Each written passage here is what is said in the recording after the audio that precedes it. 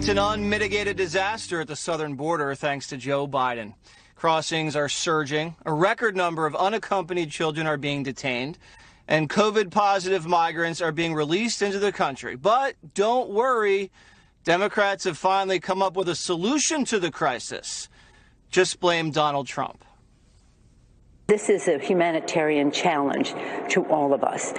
What the administration has inherited is a broken system at the border, and they are working to correct that. Biden inherited a huge mess on immigration. We recognize this is a big problem. The last administration left us a dismantled and unworkable system, and like any other problem, we are going to do everything we can to solve it. Conditions are so bad at the border that FEMA is being sent in to help manage the surge of unaccompanied children. And one report says a Texas facility is at 729% capacity. And kids have to take turns sleeping on the floor and go days without showering. I feel bad because I feel like the migrants were fed a bait and switch from Joe Biden. Joe Biden, wait for it. Come on over. It's like one of those. It's like he unintentionally pulled one of those pranks where you get people with outstanding warrants to show up at a place because you told them they want a boat. And then they show up and they get arrested. That's what's happening. They all came. They didn't come here just out of the blue. They came here because there was a signal to come here from this new administration. And who also is there is FEMA. Now, FEMA doesn't respond to disputes or controversies, or they don't actually come to address political issues.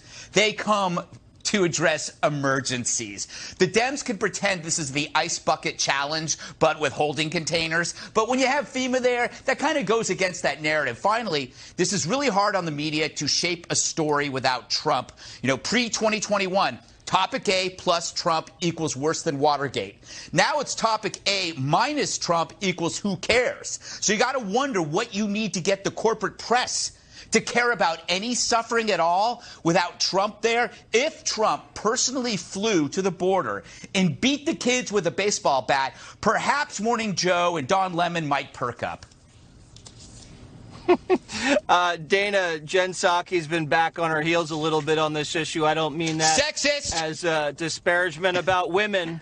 I talk about the sole of your feet because she's got a lot of incoming. Here's Peter Ducey, and you can react. Does FEMA's arrival at the border mean that the administration feels what is happening down at the border is a disaster? I know that we always get into the fun of labels around here, but I would say our focus is on solutions.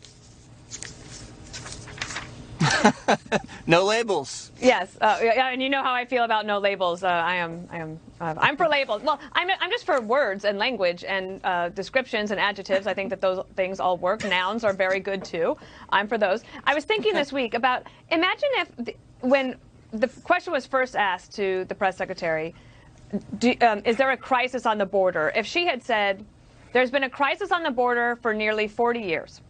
And then move on. So then you wouldn't be back and forth, because every single day, it's not just Fox News, every day someone is going to ask you at the White House, is this a crisis? Is it a crisis now? So I think that a reporter could say, all right, White House Press Secretary Jen Psaki, we understand that you're not ever going to say that this is a crisis. Will you concede that it is a human catastrophe?